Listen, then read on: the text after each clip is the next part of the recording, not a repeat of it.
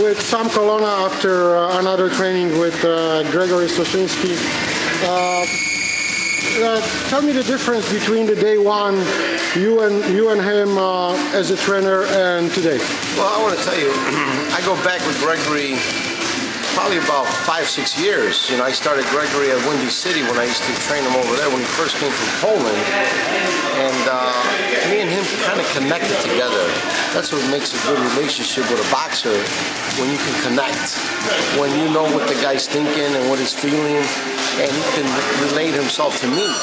That's what makes a good team, when you guys can connect with each other. Because a lot of fighters can't connect with the trainer. Yeah, they just come to the gym, but there's nothing. Just go through the motion, and there's nothing there. But he knows what I want from him, and he respects me, and I respect him.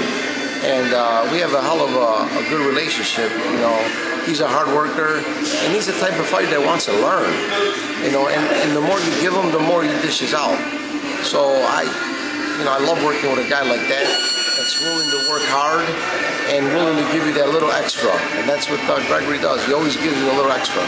He didn't fight for a year. It is some kind of concern for you, especially for him. You know, the fights in Europe, you fight differently than the Europe you fight right here.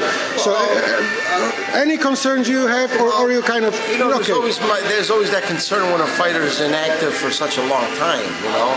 And but sometimes a good layoff will do a fighter good. You know, if he was in a couple hard fights, you know, maybe a layoff would do him good. But you know, with Gregory, he got in shape really quick. So that means he must have been doing something, even though he was laid off. He must have keep himself in some kind of shape, because he was only 5-6 pounds, maybe 7 pounds overweight. So it's not like he came back at 260 trying to fight a light heavyweight, you know. He was only like 205, 200. So he's almost there now. He's right on target where we want him.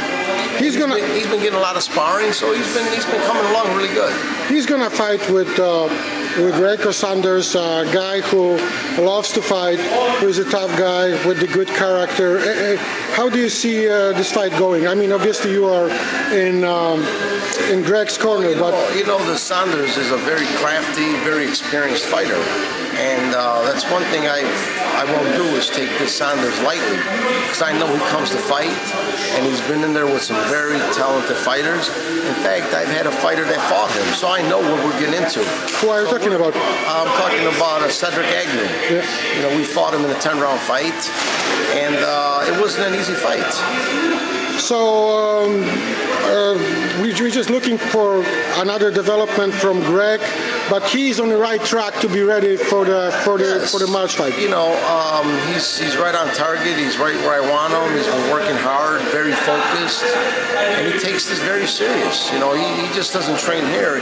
He does other stuff besides here. So I know that we're going to come prepared.